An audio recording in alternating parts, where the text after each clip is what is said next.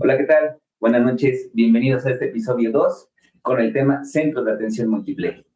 Y bueno, pues ¿eso qué es? ¿Qué es el Centro de Atención Múltiple? Recordemos que los centros de atención múltiple atienden a personas, alumnos, con discapacidades de moderada a severa y con doble excepcionalidad y discapacidades múltiples también.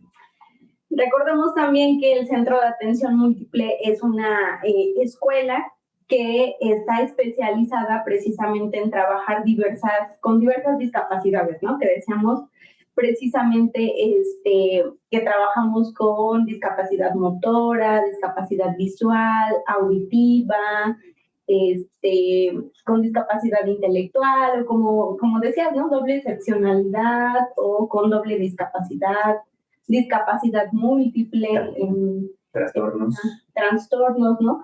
Pero oye, hay mucho como esa parte de eso qué es, ¿no? Porque hay mucho desconocimiento siento que hay personas que conocen los centros de atención múltiple, a lo mejor por experiencia, por un vecino, un familiar, hay personas que nunca en la vida han escuchado que es un centro de atención múltiple. Hay personas que tienen una idea más o menos, pero hay muchos miedos.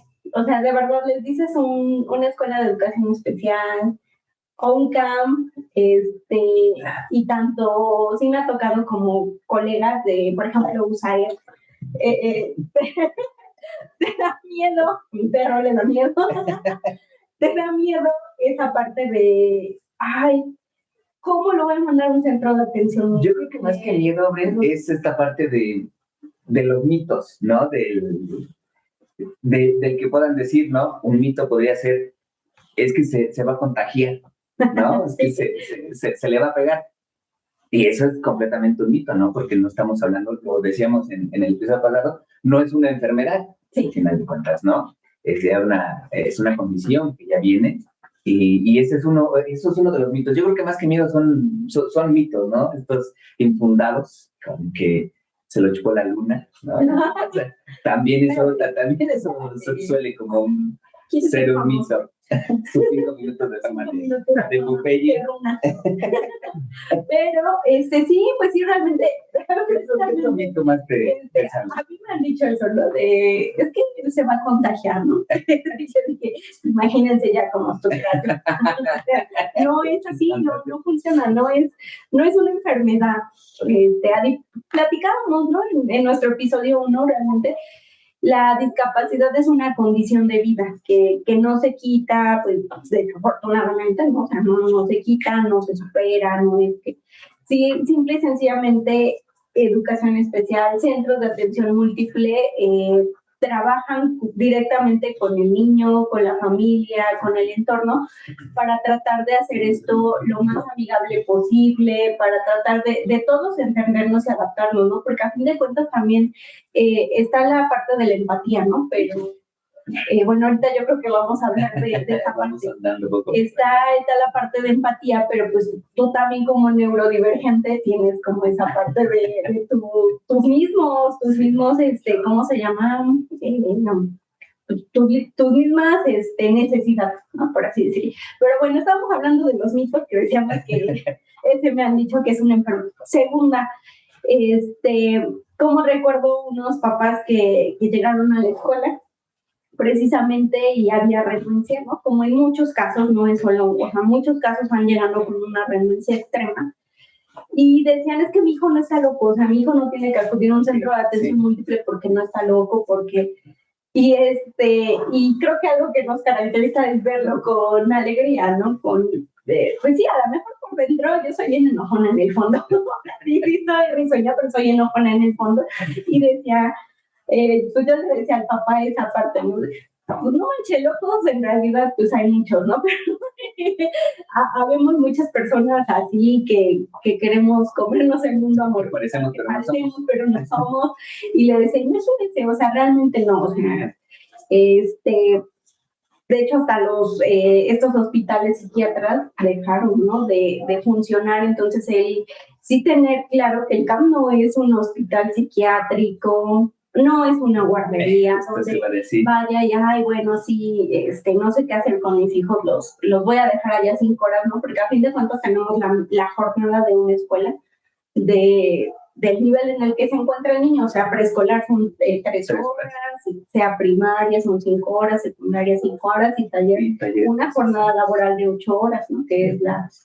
Pero bueno, eso es otro que me han dicho, ¿no? Que es para locos, sí. O que no llegan ahí porque no están locos, sí, no, pues realmente. Otro que te haya dicho, pero también que somos como esa varita mágica, ¿no? De que les entran y salen ya a lo mejor regulados en esta parte de la conducta. Me ha tocado también esta parte, yo que he estado más en estos grupos de conducta, que llegan y así como después de, obviamente, un tiempo, un periodo de cambio de adaptación, en donde dicen, es que ya no haces esto, ¿no? Y por magia, ¿no? No es magia, ¿no? Simplemente es regular la conducta también, ¿no? Con esta parte que ese día decía, ¿no? Superbico rojo, perbico verde. De poner esas reglas y los límites, y pues al final de cuentas no es una varita mágica, ¿no? Es el trabajo que se tiene que hacer, que a lo mejor uno como docente lo hace porque, bueno, no, es nuestro trabajo, pero los padres también en ese amor de padre lo hacen esta parte de la sobreprotección. Entonces también no tienen como que, ay, ¿cómo le voy a decir eso? O ¿cómo le voy a quitar su momento divertido, ¿no? Por haber hecho algo que no era debido. Entonces también se tientan mucho el corazón y dicen, bueno, y no es bolita mágica, ¿no? Eso también es un mito, ¿no? La realidad es que hay que ser firmes con todos ellos. La otra que, ¿cómo se llama? Que los centros de atención múltiple son para los niños que no pueden aprender, ¿no? Entonces es un mito terrible porque realmente todos aprendemos, o sea, realmente todos nacemos preparados para aprender lo que queramos, ¿no? Lo que nos propongamos, solo que hay diferentes maneras y diferentes tiempos, ¿no? Creo que es algo que el centro de atención múltiple te enseña, que se habla de muchos tiempos, o sea, no es lo mismo, a lo mejor un ejemplo, en una primaria, primer año, ¿no? Te detona de agosto a diciembre, la mayoría de las maestras están diciendo, en diciembre ya los traigo leyendo y esto, ¿no? Aquí a lo mejor eso te va a detonar 4 años y lo llegan a hacer, y si no, realmente se va a modificar ese aprendizaje y ese aprendizaje va a ser el que aprenda a comer, que aprenda bueno, pues sí, a levantarse de los pantalones. Se reducen habilidades adaptativas al final de cuentas. Sí, ¿no? Que se sepa ubicar y entonces realmente, una vez que hemos platicado como de estos mitos, ¿cómo quitar esos miedos? Porque yo digo que sí es desconocimiento y es miedo, ¿no? Porque a fin de cuentas, todos somos seres humanos y experimentamos esa parte emocional. Lo desconocido nos da mucho miedo. O sea, es así como que algo que no... Si nunca en mi vida he escuchado un centro de atención múltiple. Y la primera persona que pasó y me dijo, ¿cómo? ¿Dónde van los locos? Los enfermos. Los enfermos, no, tu hijo de ahí ya no va a salir. No, pues imagínense, ¿no? O sea, realmente, entonces yo siento que sí es el miedo como natural del ser humano a lo desconocido, pero también la desinformación, ¿no? Realmente. Y entonces, cuando llegan al CAM, precisamente es una de las etapas que hacemos, ¿no? El informar a la familia, y empezar todo este proceso, ¿no? Y creo que se van convenciendo y enamorando ya en el trayecto, ¿no? Porque a lo mejor al inicio dicen, bueno, no, tal vez no es lo que yo quería, pero estoy aquí, ¿no? Y es que algo muy importante que eso se hace y se hace poco es el trabajar con el equipo de apoyo, ¿no? Que al final de cuentas en el episodio pasado decíamos que pues está el psicólogo, está el médico, trabajo social, terapia física, el de educación física, música, ¿no? En algunos casos que tenemos todo este grupo.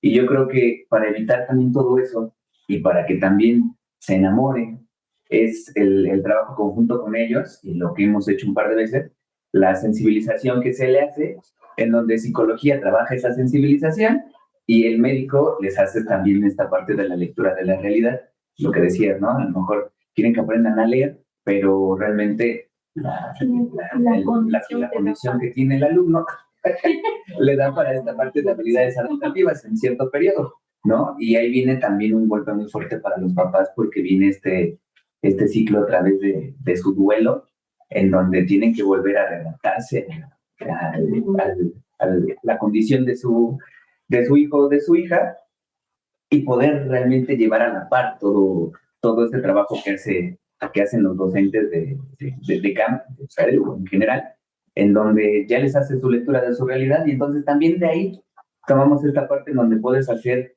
un proyecto de vida más real, ¿no? Más acorde a las necesidades de los alumnos, y este trabajo conjunto de docente, equipo de apoyo y padres de familia es muy importante, ¿no? En esta parte de tener una buena dirección en dónde se va, o de dónde iniciamos y a dónde llegamos, ¿no? Sí, claro. Y ahí mismo también enamoras al papá porque, bueno, al final de cuentas, toda esta idea que tenía, al principio pues se derrumba, pero al final de cuentas empiezas a construir ya en suelo más firme, ¿no? En donde va a poder llegar a hacer algunas cosas, a lo mejor no de las que uno pensaba, pero sí realmente, ¿no? Empezar a hacer estos cimientos fuertes para poder pues, desenvolverse en esta sociedad.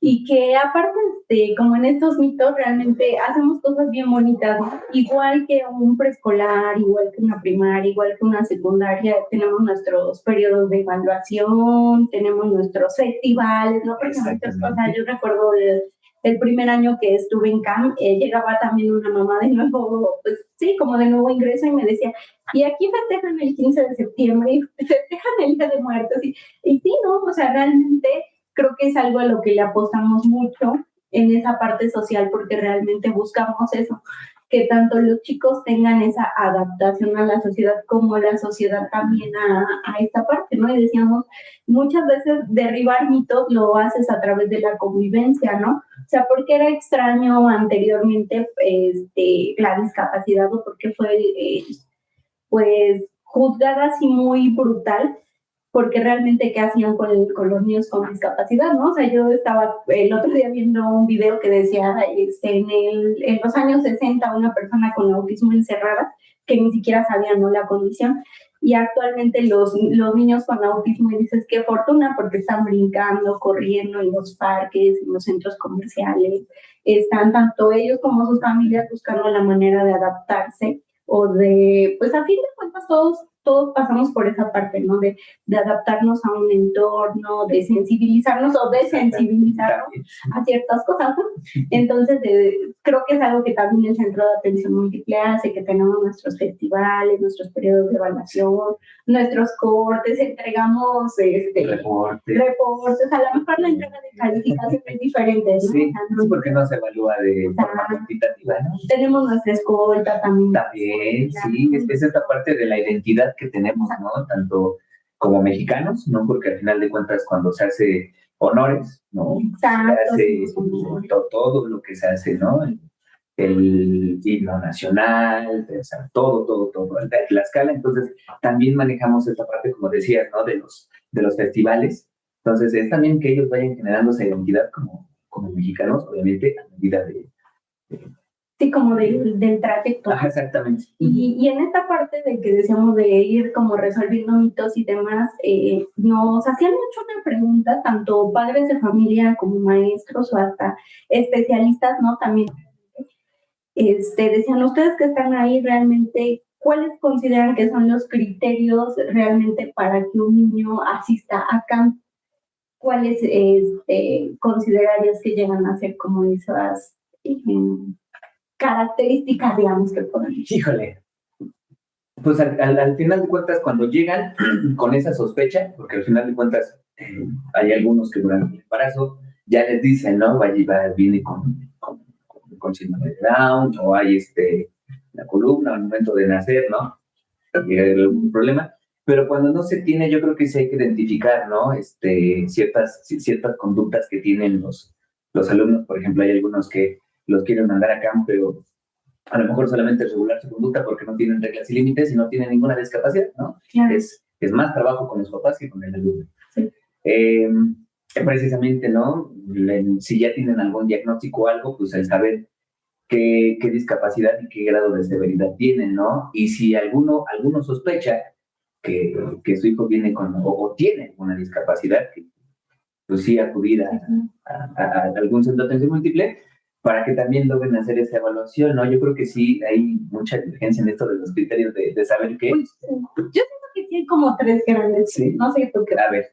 Yo diría que el primero sería como el control de esfínteres, que no exista control de esfínteres en, pues en la edad, por ejemplo, escolar, ¿no? O sea, seamos honestos, los niños, la mayoría, el rango que entra a preescolar, perdón, entre 3 y 4 años. Lo esperado es que, ¿cómo se llama? Pues ya tenga control de esfínteres, ¿no? Sí. Entonces, considero porque muy probablemente lo puedas llevar a una escuela así, pero lo que decíamos, o sea, por muy buena onda que sea el maestro, ahí no tienen apoyo. El especialista, bueno, que habrá sí preescolares que tal vez sí tengan como esa parte en primer año, sí tienen de repente auxiliares educativos, pero o sea, yo conozco uno, creo que aquí en Tlaxcala únicamente que tiene niña, bueno, así como el apoyo auxiliar, ¿no? El auxiliar educativo. Sí hay de repente, ¿no? Entonces habría que ver también, ¿no? Pero yo considero que esa es una, o sea, por ejemplo, que no controlen el esfínter, ¿no? Segundo, que sea demasiado difícil que el niño esté como tanto en bueno, ya no habría de grupos grandes, sino en la rutina, ¿no?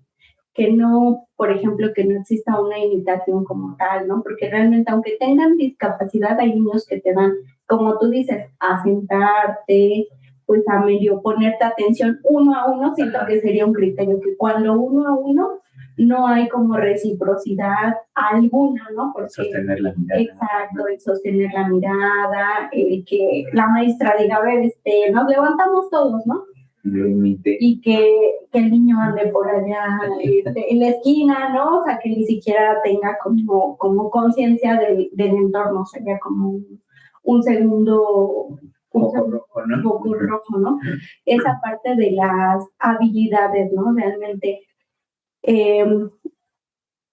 por ejemplo, para entrar a preescolar siempre les he dicho, necesitamos mínimo habilidades básicas, como ir al baño, tener lenguaje básico de ayuda a nadie, se necesita ir al baño, básico. Saber caminar, ¿no? Y entonces, ¿cómo se llama también esta parte de al menos entender cuestiones simples que tienen que ver con la parte cognitiva, ¿no? Y entonces sí hay pequeñitos realmente que, por ejemplo, vemos niños que podrían tener, yo observo, ¿no? La condición, por ejemplo, de parálisis cerebral infantil, que es muy notoria, checar, ¿no? Porque ahí viene otro punto del centro de atención múltiple, que el centro de atención múltiple tiene 2 ramas. O sea, ese es otro mito, que no te quedas permanentemente todo, no, habrá niños, pero no siempre es para toda la vida, porque lo hemos visto al menos en el centro de atención múltiple, que tenemos nivel de intervención y nivel preescolar. Ahorita en 3 años nos hemos dado cuenta que hemos podido incluir, se incluyeron 2 niños en 3 ciclos escolares y ahorita está con miras a que de preescolar y primaria. Secundaria integró a los bachilleratos, ¿no? Bueno, incluyó, no tengo como mucho conflicto con esa parte, pero bueno, integró a... Entonces, realmente hay niños que requieren como ese apoyo de al menos que controlen esfínteres, que pongan atención, que sigan instrucciones, y los integramos, ¿no? Los regresamos, digamos, a la escuela regular. Pero sí yo definiría como 3 criterios fáciles. Que no exista control de esfínteres, que de verdad el niño tenga mucha dificultad para el entorno como social o el entorno para seguir la rutina, y sobre todo si observo algo con esta parte intelectual, ¿no? O que tenga que ver con, bueno, un ejemplo, hay niños que no caminan, pero les enseñas colores, ese niño es apto para usar, pero niños que, por ejemplo, no caminan, pero en la parte intelectual yo le explico algo académico, porque a eso van, colores, tamaños, y no hay reciprocidad, ¿no? Que no hay.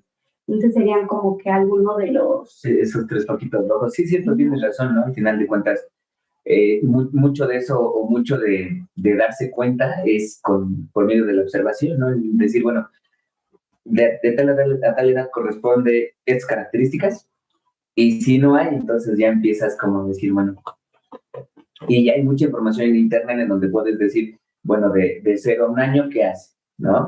El sostener la cabeza, el balbuceo, ¿no? El empezar como ya a decir alguna sílaba, como, no, agua, ¿no?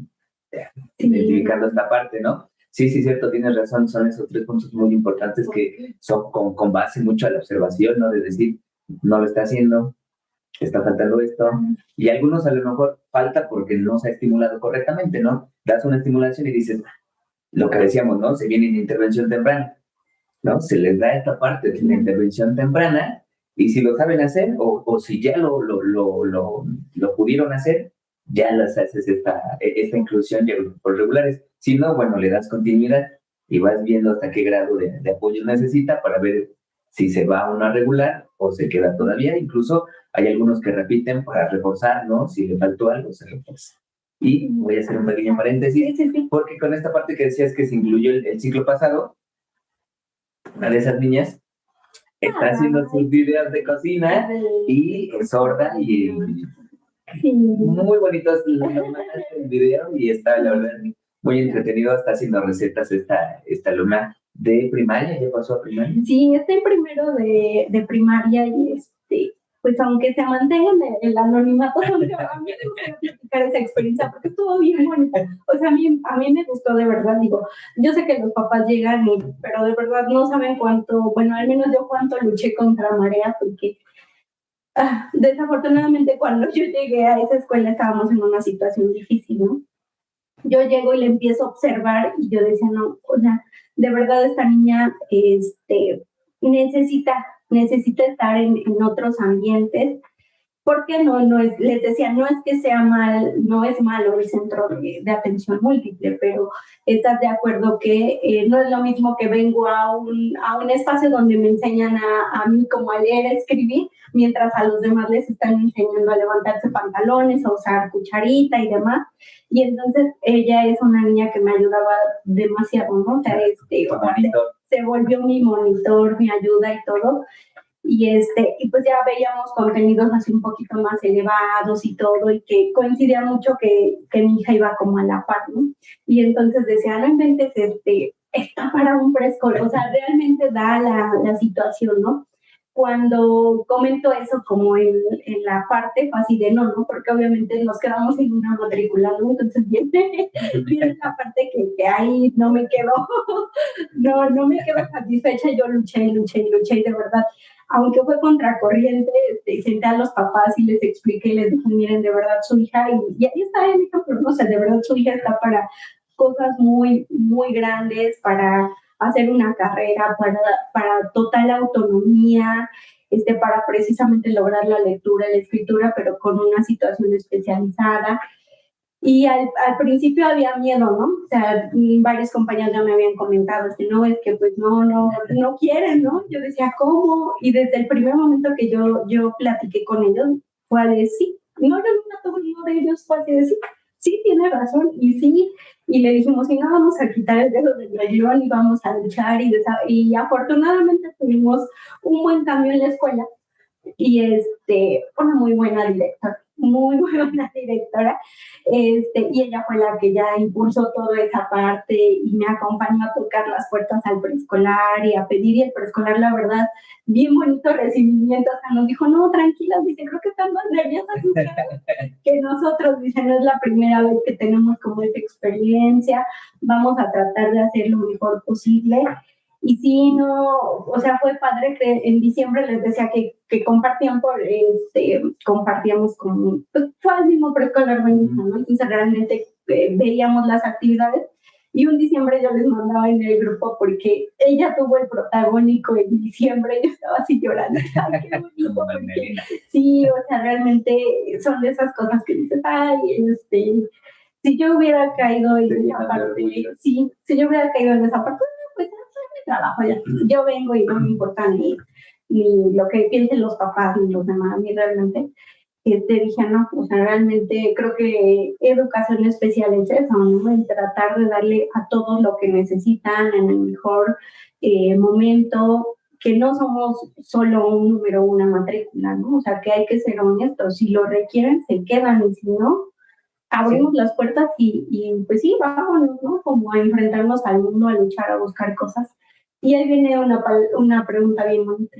¿Qué necesitas? Porque sí necesitas cosas como profesional de campo, de campo específicamente. Sí. Aparte de que hablamos de maestros de educación especial en general, ¿no? Pero honestamente sí como maestros de campo dices, ¿qué requieres tú para...? Bueno, yo no soy del montón, o sea, la verdad yo no me considero, ni me gusta ser del montón.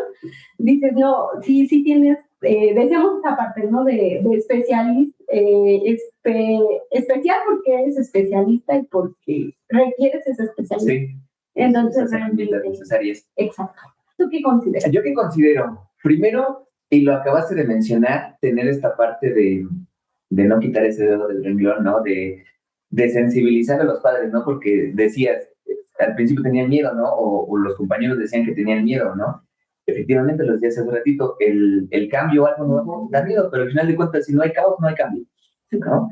Y tú sembraste en los papás esa semillita de ese cambio, también con la perseverancia, con esta maestra que tuvo también de directora, hicieron ese clic para hacer eso y buscaron y fomentaron y también tú tuviste que ponerla, a lo mejor se oirá mal, pero al nivel del regular, del preescolar, para que pudiera tener una buena inclusión y pudiera ir a la par, ¿no?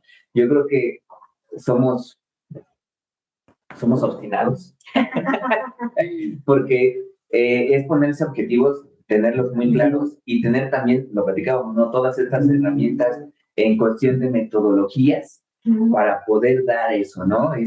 Yo creo que es una principal característica que tenemos, el también tener esa visión, el tener ese ojo clínico de decir, aquí puedo entrar por acá, puedo hacer esto, puedo moverle por aquí, a ver, vamos a combinar estos dos métodos, a ver qué resulta, ¿no? Es hacer todo una poción completa y tener también todos estos conocimientos, bueno, lo tuvimos un poquito más clínicos, lo decíamos, ¿no? Para poder entender a lo mejor lo de las pruebas, si es un todo también, y no es echarnos flores, pero sí tenemos que tener un conocimiento hasta esta parte de psicología, ¿no? Porque llegan los papás y te dicen, y al final de cuentas también tienes que escucharlos porque al final somos ese pilar también, ¿no? En esta parte de la educación de sus hijos y también no podemos verlos quebrarse porque entonces todo el trabajo se viene abajo, sí. ¿no? Entonces tenemos que trabajar tanto con el alumno como con padres, ¿no? Yo digo que es una parte, a ver, ¿tú qué piensas de lo que tenemos nosotros los educadores especiales? Yo siento que la primera que acabas de decir, ahora sí que voy a retomar tu idea, carácter. Porque sí tienes que tener un carácter neutro, porque sí bueno, al menos como mujer te gana la emoción, ¿no? Entre, ay, qué bonito, que está aprendiendo, pero, o simple y sencillamente, ahorita que teníamos observadoras, ¿no? Y me tocó una experiencia ayer, pues yo ya sé con quién tengo que ser firme, con quién me puedo permitir ser maestra miel de maple y no pasa nada y los niños responden y demás.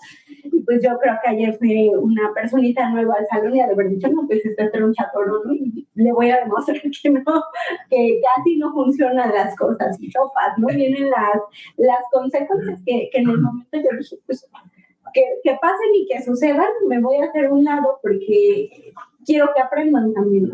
Entonces, después de eso hubo una retroalimentación y yo platicaba con mis chicas, ¿no? Y les decía, a ver, no, realmente, cuando ya hay una dinámica y te platicaron previamente, este chico sí se le puede permitir darle cariñito, abrazos, demás, porque no va a pasar nada, o sea, él va a seguir sentado, va a seguir poniendo atención, va a seguir. Pero hay niños que sí empiezan a sentir, ya sentiste el jalón de greñas por acá, la patada y demás, ¿no?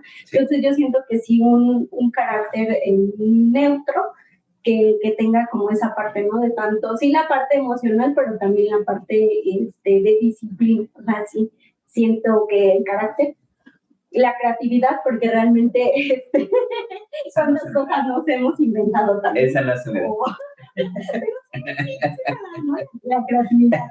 La creatividad, el orden. Al menos a mí me ha funcionado. Yo les decía que yo la tenía mucho miedo a trabajar en centros de atención múltiple, tal como los papás, ¿no? Y venía yo con mis mitos y mis ideas y demás, ¿no? Entonces, cuando yo llego al camp, decía yo, bueno, autismo, ¿no? Yo no tenía mucha experiencia con autismo, realmente había tenido uno que otro pequeñito de manera individual, pero jamás así. Y entonces les digo, ándale, en un grupo de 14 con 8 niños con autismo, ¿no? ¿Qué tengo que aprender? Orden, Sí. metodología, y no puedo, de verdad, no puedo ser desordenada. A lo mejor sí en mi escritorio de repente el cajón y lo que, pero el ambiente tiene que ser sumamente ordenado, sumamente estructurado, pues a planear, porque tampoco es así como que, ay, bueno, sí, hoy vamos a jugar a la pelota y no, hombre, es el caos, ¿no? Al menos para mi grupo. Esta parte que decía también metodológica, ¿no? De llevar la estructura. Uh-huh.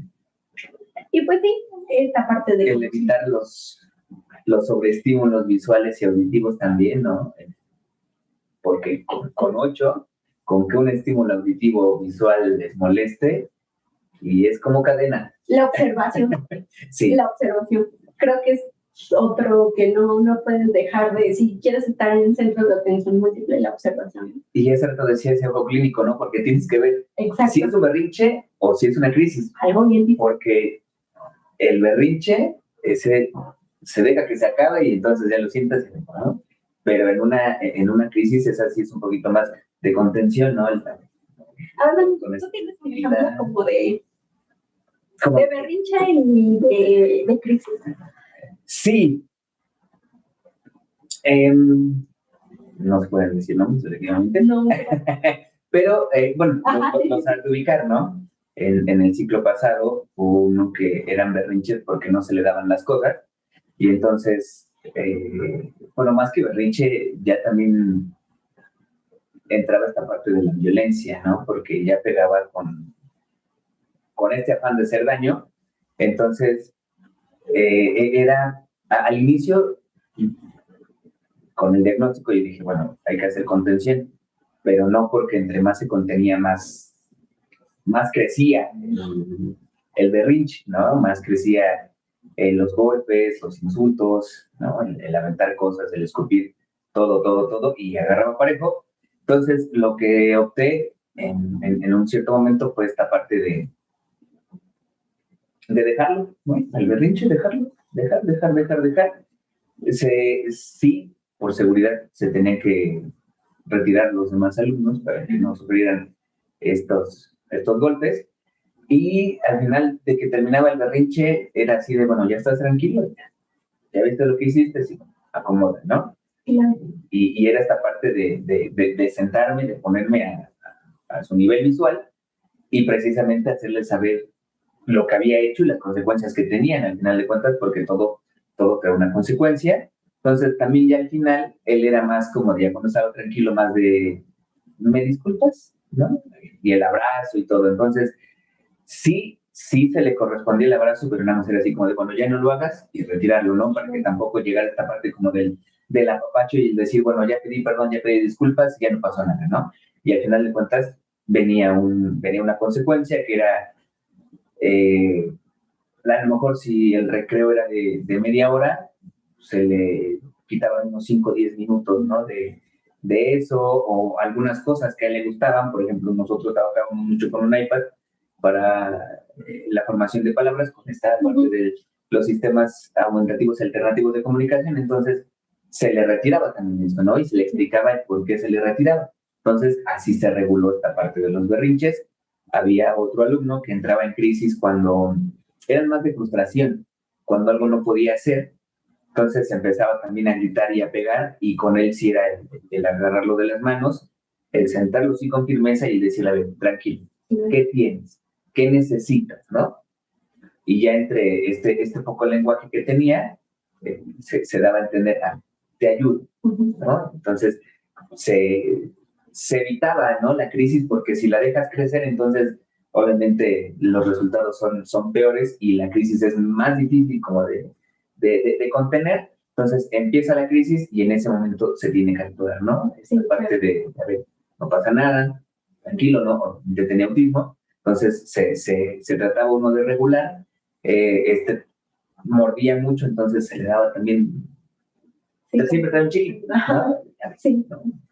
y también empezaba a regularse. Otro de los alumnos también que faltaba mucho, entraba también en crisis, pero él se pegaba. Él azotaba su cabeza en el piso, tenía pues esta parte de su umbral del dolor muy alto porque él podía azotarse en el piso y se escuchaba muy, muy fuerte y no hacía ningún gesto de dolor, ¿no? Entonces, con él, a él, esta parte de los ruidos fuertes como amenaza, le, le regulaban su crisis, porque de esos popotitos con los que se ponen para natación, se pegaban, yo me pegaba en la mano, ¡pah! Y el ruido, así de, y era, siéntate, y se sentaba, ¿no?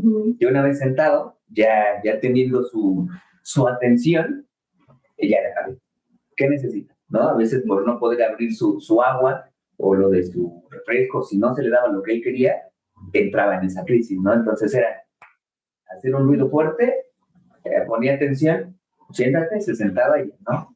¿Qué necesita? Abrir esto. No, una plastilina, no, es. Entonces, ya, no empezaba esta parte de la regulación. Esas son como que esas estrategias que yo tuve con algunos alumnos en el ciclo pasado para poderlos como regular. No había otro que se regulaba con las pelotas.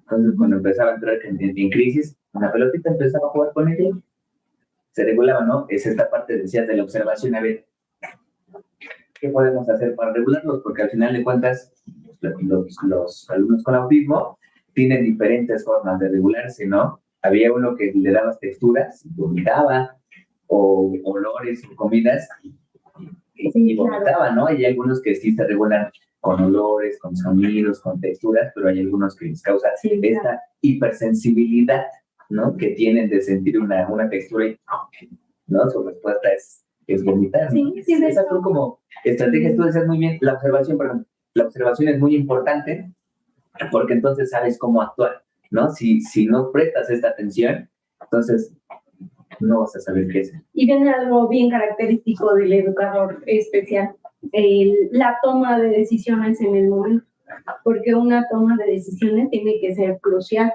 En el momento, decías, para salvaguardar vidas, para salvaguardar hasta el mismo alumno, por eso yo decía yo, es carácter, o si es mucho carácter y es estar así como, si es sumamente estresante de repente, a mí sí se me hace estresante a veces, porque si es así como de, ay, tengo que actuar en el momento, sobre todo primero para salvaguardar la vida del niño, o sea, lo que decías de que se avienta, híjole, imagínate, o sea, ¿cómo lo regulas para que, y dice, se escucha fuerte, ¿no? Sí, pero, o sea, si eso es lo que nos diferencia de una escuela regular a una escuela especial, porque, ojo, me decían, me escribían en otro día en el chat, ay, eso hacemos en la primaria y nos demandan, no, sí, ¿no? O sea, realmente es lo que nos diferencia, porque precisamente en educación especial tenemos, o en los centros de atención múltiple específicamente, esa apertura a regular, porque, a ver, ojo, no es una agresión, es un salvaguardar la vida del niño, que lo único que puedes en ese momento es un sonido fuerte que te ponga en modo, o sea, tu modo reptiliano reaccione, ¿no? Porque al tener un berrinche, lo que decimos berrinche o crisis, se bloquean todas las partes de tu cerebro, te olvidas de atender, de escuchar, o sea, realmente te vuelves, pues sí, el cerebro primitivo, reptiliano, entra en acción y te olvidas de todo lo demás, entonces no hay y eso, exacto, y tanto los papás como el personal de apoyo, nosotros entendemos, ¿no? Realmente tenemos como esa libertad, porque son ajustes y son precisamente técnicas especializadas que sí, en efecto, decíamos, si se hacen en una escuela regular, pobre del maestro, ¿no? Ya le están, por hablarles un poco fuerte, ya le están, entonces realmente también, pues viene muy importante, ¿no? En esa parte que platicamos entre crisis y berrinche, porque se da mucho en el centro de atención múltiple, como esa línea, ¿no? Y yo les decía, de verdad, me doy más cuenta cuando están con las mamás. Lo que decías, una crisis, uno de nuestros pequeñitos sonaron un globo y fue el detonante de esa es una crisis, ¿no? y les decía que es un berrinche, un niño que le estaban dando de comer, y la mamá le dijo, no puedes comer, ¿cómo se llama? Nueces, porque o sea, eres alérgico. Ese es un berrinche, dices no, o sea, y de verdad ahí no hay como justificante alguno, o sea, a fin de cuentas son niños, por eso decimos bien el carácter, ¿no? Y la toma de decisiones, a ver, en ese momento, lo siento mucho, ¿no? Y viene la toma de decisión de, a ver, no, ¿qué hacen muchas mamás, sobre todo con hijos con discapacidad? O creo que ya está, de verdad, yo lo veo que hasta actualmente, hablo ya desde mi perspectiva como mamá, lo que observo, ya nos cuesta mucho tomar ese liderazgo como padres, de decir, a ver, siéntate, ¿no? ¿Qué pasa en esos casos? Ay, como ya lo vi que se me rinchó, podría cómetelo, aunque ya después esté yo llevando a mi hijo, ¿no? Entonces viene esa parte de la importancia del liderazgo en el maestro, la importancia de la observación, del conocimiento teórico, práctico, pues sí, experiencia también, de repente, quieras o no, la experiencia se va precisamente, no hay otra más que trabajando directamente con los pequeños, con las familias, sí, ¿no? Realmente. Hace rato decías que tenemos como que esa facilidad de hacer, pero también esa facilidad te la da el consentimiento previo. Sí, claro, güey. Porque los papás, sí, el plan de intervención. Y es lo que decíamos, ¿no? En las reuniones que tenemos también, o sea, llegas con un grupo que a lo mejor es completamente nuevo o que ya lo tuvo alguien y que ya te puede decir, ¿sabes qué? Sí. O le preguntas a ese maestro o maestra, ¿no? ¿Cómo se puede trabajar con él? Veo que en el expediente dice esto y hay algunas estrategias. Entonces, yo lo que hago mucho es que primero hago ese periodo de evaluación más de observación y veo, ¿no? Cómo son las conductas, más o menos el ensayo-error de ver si es más como con diálogo, si es un poquito más firme o es, ¿no? Dependiendo cómo lo vas a trabajar, o no, trabajas más como con esta parte cognitivo-conductual. Una vez que vas viendo cuáles son las estrategias que funcionan, haces también tu reunión o haces una segunda reunión donde te sientas con los papás y lo que yo hago es así de, bueno, yo trabajo mucho las reglas y los límites para empezar, ¿no? Porque si para empezar no tienen permanencia sentados, no tiene caso que planees tan bonito porque pues, no lo van a hacer porque van a estar allá. Entonces, ¿cómo lo hago? A ver, yo soy más de es hablar con firmeza, son las reglas, son los límites y trae unas consecuencias si no se hace, ¿no? Si se hace, obviamente, viene esta parte también de la recompensa, pero hasta que se haga, ¿no? Una vez que ya lo tienes, empezamos a trabajar. Entonces, yo sí les digo a los papás, ¿hay algún inconveniente con mi modo de trabajar? ¿Hay algo? No, pues que no. Ok, ¿no? También, si te lo pueden asentar con su firma que están de acuerdo, porque al final de cuentas, tenemos esa libertad porque obviamente ya se preguntó, ya se hizo, exacto, ¿no? No es nada más porque, ay, lo voy a hacer porque... Sí, ¿no? Es ahí precisamente donde hablábamos de la especialización y la asertividad que viene esta parte del liderazgo, porque decíamos realmente, ¿por qué tenemos muchos problemas? Porque muchas veces no anticipamos a los papás, a ver cómo es el trabajo con el niño, no los sumamos realmente al trabajo, ¿no? Entonces, en los centros de atención múltiple sí o sí se tiene que trabajar a la par con la familia, porque una vez me decía una mamá, ay, es que en qué preescolar se van a meter hasta cómo le doy de comer, ¿no? Sí, en efecto, probablemente en un preescolar regular no lo hagan, pero estamos en una escuela especializada donde la situación de su hija es conductual y también impacta precisamente, la alimentación estaba impactando en ella, ¿no? Entonces decimos, pues sí te tengo que dar la orientación porque sí, hay de dos. Si yo te dejo hacer lo que tú quieres, acabo mi profesionalismo, ¿no? O sea, si yo veo que lo estás haciendo mal y lo dejo así, ay, pues ¿para qué me pongo a pelear con la señora? Por eso les digo, yo siento que no somos del montón y es así como que, ¿por qué no? O sea, habrá que, pues a fin de cuentas, ni mi hijo, ni... Sí. Y está feo, o sea, digo yo, está feo porque ahí se acabó tu profesionalismo, porque entonces te preparas tú para cambiar, impactar en personitas, pero también en el entorno, ¿no? Y eso implica, pues a veces sí, sentarte con mi papá, la lectura de la realidad, llorar juntos, gritar juntos, enojarnos, pero a fin de cuentas llegar a acuerdos, ¿no? Y decir, sí es cierto. Y lo que tú decías, yo les digo, decía uno de mis papás, ojalá no, ojalá, o sea, no hay de otra, ¿no? ¿Le entras o no le entras? y ya depende de ti. O sea, si le entras, vamos a tener estos resultados. En cierto tiempo, si no le entras, quédate donde estás y... En esa zona de confort. Exacto. Y no va a haber como avances para ciertos alumnos, ¿no?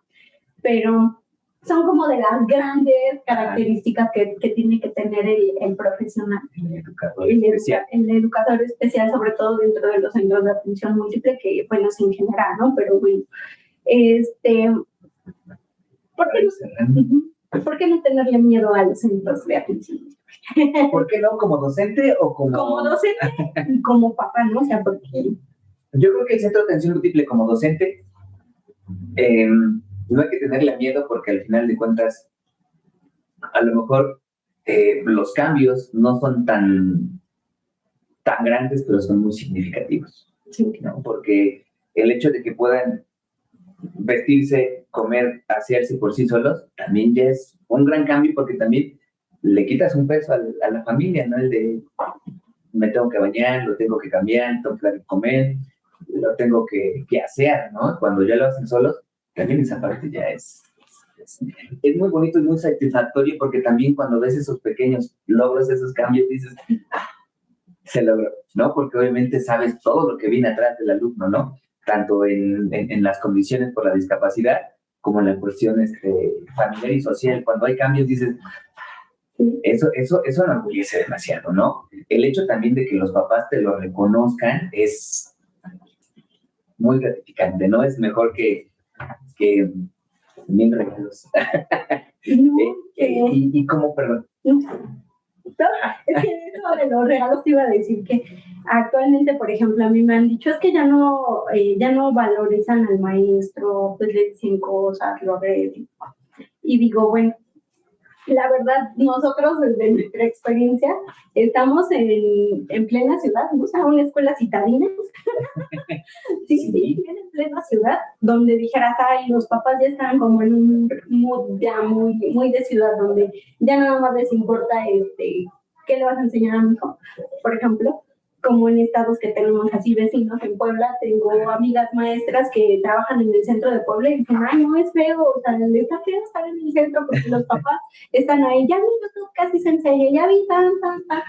Y nosotros tenemos esa fortuna de que nos han hecho fiestas sorpresas, el 15 de mayo, los cumpleaños, y que dijeras, wow, o sea, existe la revalorización del maestro. O sea, realmente, también como hablamos de esas cosas negativas, también hablar de esas cosas positivas y bonitas que hemos tenido en la experiencia. Sí, claro, bastante. El agradecimiento de los papás que bien decías, lo más gratificante es que vea a su hijo, pues sí, hablar, caminar, comer solo, leer, escribir, ¿no? Lo que sea. Pero también esa parte del, pues el cariño que los mismos papás te están diciendo, sí, Carlos, lo estás haciendo bien. Y eso impulsa a seguir haciendo cosas mejores y creando también nuevos ambientes, porque al final de cuentas ya también los vamos incluyendo, van viendo los cambios, y sí, esto de las fiestas sorpresa también es muy bonito. Sí, la verdad.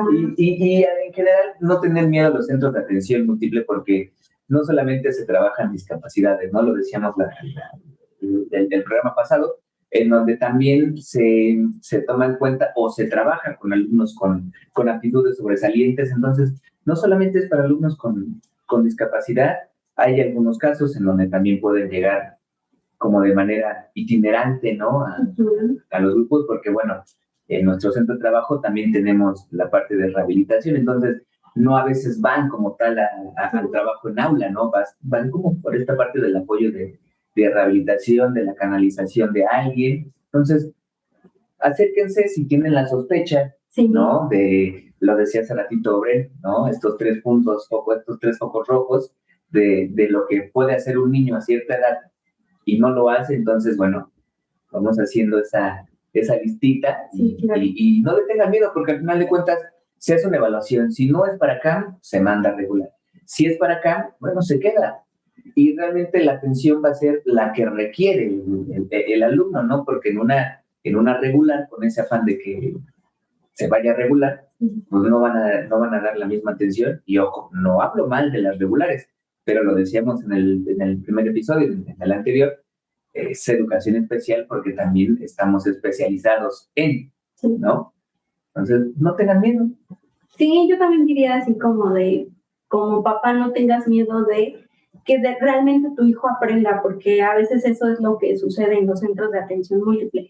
En la experiencia esta que les contaba del papá que me decía, pues es que mi hijo no está loco. Cuando empezó a ver sus primeros 3 meses, decía, no, pues es que sí realmente viene a una escuela, se sienta, empieza a rasgar, controla esfínteres, ¿no? Que fue el logro más grande, controlar esfínteres, ya me llevas, ¿no? Y entonces dice, pues sí, sí es una escuela, viene la parte y luego ellos mismos, ¿no? Hace, al menos mis papás siempre son bien moviditos y pues vamos a hacer videos, y vamos a hacer esto, y vamos, ¿no? Y entonces dice, pues no le tengas miedo a eso, porque en realidad lo único bueno que puedes tener es como avances en el pequeño. Y te puedes llevar una sorpresa, no sabemos si es como de manera permanente, porque claro que hay alumnos, sobre todo con 2 o 3 discapacidades que requerirán un centro de atención múltiple permanente, pero habrá quien lo tenga solo por periodos, ¿no? Yo les decía, por ejemplo, el caso de un pequeño que estoy en proceso de incluirlo a primaria, pues él lleva 2 ciclos, 3 con este, que llegó a intervención, después en tercero de preescolar que terminó de culminar como esa parte del lenguaje, y ahorita la lectura, el escritorio, nos está dando sorpresas bien grandes, o sea, bien gratificantes, ¿no? Y que igual de la misma manera hablaba con los papás y les decía, no, este niño nos vamos a una primaria, ¿no? O sea, ¿por qué? Porque realmente va a la par, ¿no? Y por esa razón es no tenerle miedo a los centros de atención múltiple como papá, no tenerle miedo, porque si tú no actúas ahorita, mejor pasa el tiempo y pues las cosas se van complicando un poquito más, ¿no? O sea, no es lo mismo decir, no manches, llegó a intervención segundo y en primero lo integro, a decir, híjole, apenas en primero te lo traigo, no sabe hablar, viene todo bien desregulado de conducta, que así tenemos ahorita, bueno, en el grupo donde estoy, así tenemos 2 casos, ¿sí? Donde fue más fácil decir, no, Sí. ya lo va a hacer. Y siempre les he dicho, no crean en el ya, ay, espérate, ya habla, espérate, ya va a caminar. No, espérate, ¿cómo a tu hijo le va a pasar? No, entonces realmente como si escuchar, si algo no está bien, hacerle caso, ¿no? O sea, realmente acudir con expertos.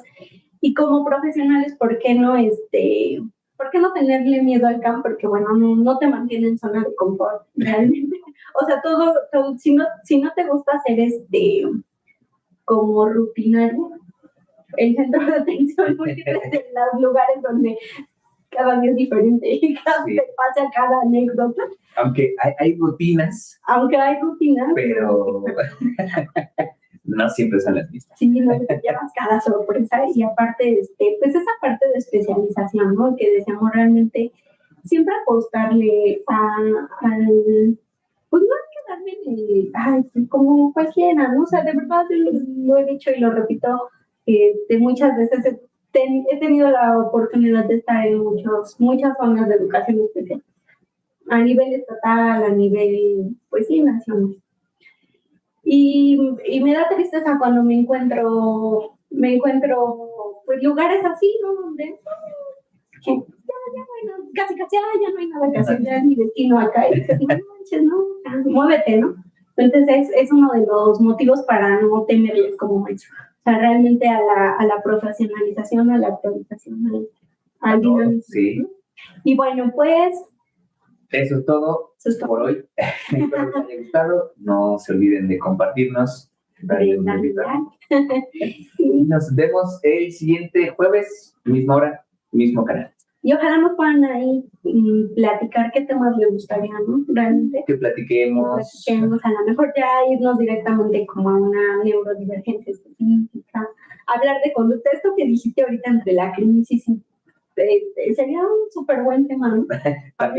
hablar de conducta, de distinguir entre eso, que nos quede más clarito. Compartir algunas experiencias, ¿no? También si alguien comparte experiencias con nosotros trabajando con esta parte de la conducta, sería también bonito tener diferentes opciones, ¿no? De poder compartir, también estaría muy padre si es que nos pudiera compartir todas estas experiencias que tienen todos. Pues cuídense mucho. Nos saludamos el próximo jueves. Hasta luego.